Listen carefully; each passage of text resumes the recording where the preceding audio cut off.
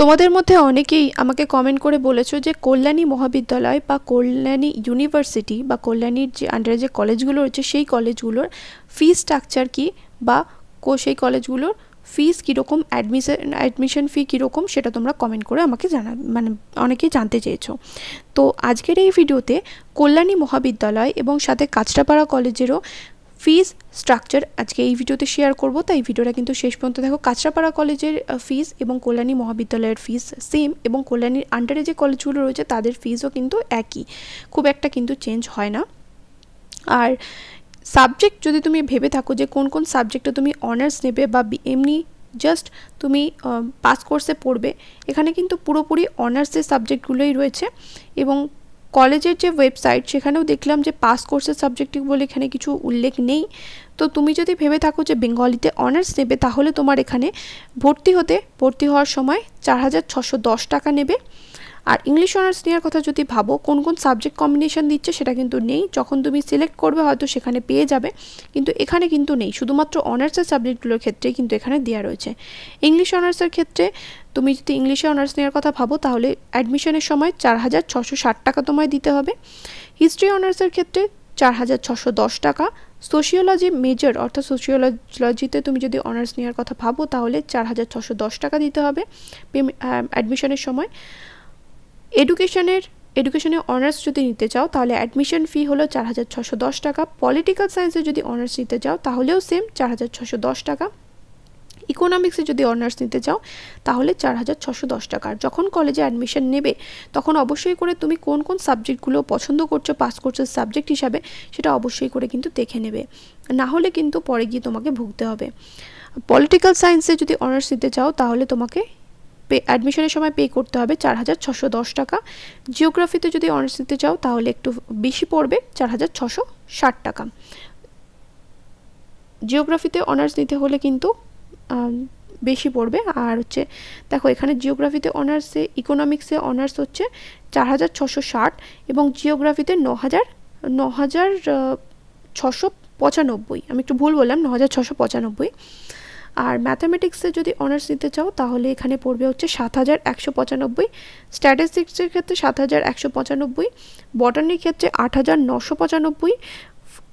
ফিজিওলজিতে যদি তুমি অনার্স নিতে চাও, তাহলে পড়বে হচ্ছে 8,995।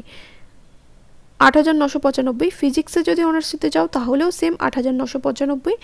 ফিজিক্স এখানে লেখা রয়েছে মেজর, ফিজিক্স মেজর মানে হচ্ছে ফিজিক্সে অনার্স। আর কেমিস্ট্রিতে যদি অনার্স নিতে চাও, তাহলে পড়বে 8,995। কম্পিউটার সায়েন্স যদি অনার্স নিয়ে পড়তে চাও, তাহলে পড়বে 16,495। মলিকিউলার বায়োলজি অ্যান্ড বায়োটেকনোলজিতে যদি অনার্স নিতে চাও, তাহলে পড়বে 16,945। মাইক্রোবায়োলজিতে যদি অনার্স নিতে চাও, তাহলেও কিন্তু সেম 16,945। অ্যাকাউন্টেন্সিতে যদি তুমি অনার্স নিয়ে ভর্তি হতে চাও, তাহলে 5,170। আর সংস্কৃতে যদি অনার্স নিয়ে ভর্তি হতে চাও, তাহলে পড়বে 4,610। এগুলো কিন্তু প্রত্যেকটা কিন্তু অ্যাডমিশন ফি। এবং কল্যাণ ইউনিভার্সিটিতে যারা ভর্তি হওয়ার কথা ভাবছো, তারা সাথে সাথে কিন্তু অন্যান্য কলেজের ফর্মগুলো অবশ্যই করে ফিল আপ করো, কারণ কল্যাণী ইউনিভার্সিটির ক্ষেত্রে যেটা আমি আমার অ্যাডমিশনের সময় ফেস করেছিলাম, সেটা হচ্ছে কল্যাণী ইউনিভার্সিটিতে অনেক দেরি করে কিন্তু মেরিট লিস্টগুলো বেরোয়, এবং অনেকগুলো মেরিট লিস্ট বেরোয় ঠিকই, কিন্তু তুমি যদি একটা কলেজে অ্যাডমিশন নিয়ে নাও, তাহলে তো সেখানে তুমি ধরো কোনো একটা কলেজে 10,000 টাকা দিয়ে অ্যাডমিশন নিয়েছো, তাহলে ওই সাবজেক্টটা ওখান থেকে আবার তোমাকে ট্রান্সফার করে অন্য ইউনিভার্সিটির আন্ডারে হলে তো ভীষণই অসুবিধা। সেটা হচ্ছে তোমাকে ওখান থেকে আবার ট্রান্সফার সার্টিফিকেট নিয়ে আবার অন্য কলেজে কিন্তু ভর্তি হতে হবে। তো সেটা কিন্তু বহুতই ঝামেলার বিষয় হবে। তাই যারা কল্যাণী ইউনিভার্সিটিতে পড়তে চাইছো, তারা ওই সাবজেক্ট কম্বিনেশনগুলো ওখানে পাচ্ছ কি না, এবং সাথে কলেজের ডিস্টেন্স বাড়ি থেকে কতটা হচ্ছে, তুমি ওখানেই হোস্টেলে থেকে পড়াশোনা করবে নাকি ডেইলি যাতায়াত করবে কলেজে যাবে, সেটা কিন্তু একটুখানি ভেবে নিয়ে ভর্তি হও, কারণ অনেকটা ডিস্টেন্স। যারা কল্যাণ ইউনিভার্সিটির কাছাকাছি থাকো তাদের তো অসুবিধা নেই, কিন্তু অনেকে এরকম আছে যে কলকাতার অনেক দূর থেকে কল্যাণ ইউনিভার্সিটিতে পড়তে যায়, এবং ইউনিভার্সিটি ভীষণই ভালো, কল্যাণ ইউনিভার্সিটি ভীষণই ভালো, ভীষণই নাম করা, কিন্তু কথাটা হচ্ছে যে তোমাকে দেখতে হবে যে কোন ইউনিভার্সিটিতে তুমি তাড়াতাড়ি ভর্তি হতে পারবে। আরও একটা জিনিস যেটা হচ্ছে যাদের নাম্বার কম রয়েছে, তারা অনেকেই ভাবছো যে কল্যাণ ইউনিভার্সিটিতে ভর্তি হব, কিন্তু সেখানে মেরিট লিস্ট বেরোতে বেরোতে হয়তো দেখা গেল অনেক লাস্টে গিয়ে তোমার নাম বেরোলো, সেক্ষেত্রে তুমি হয়তো কোনো কলেজ পেলে না। তাই সেই আশায় বসে না থেকে যে কলেজটা কাছাকাছি রয়েছে সেই কলেজে ভর্তি হয়ে যাওয়াটাই কিন্তু বেটার।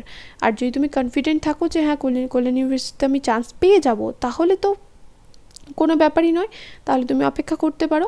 আর যদি মনে হয়ে থাকে 1%ও যদি মনে হয়ে থাকে যে না চান্স নাও হতে পারে, কারণ এত লক্ষ লক্ষ পরীক্ষার্থীরা তারা অ্যাপ্লিকেশন জমা দিচ্ছে, ফর্ম ফিল আপ করছে, তো সেক্ষেত্রে তুমি কিন্তু কাছাকাছি যে কলেজে তোমার নাম উঠছে লিস্টে সেই কলেজে কিন্তু ভর্তি হয়ে যেতে পারো মেরিট লিস্ট দেখে।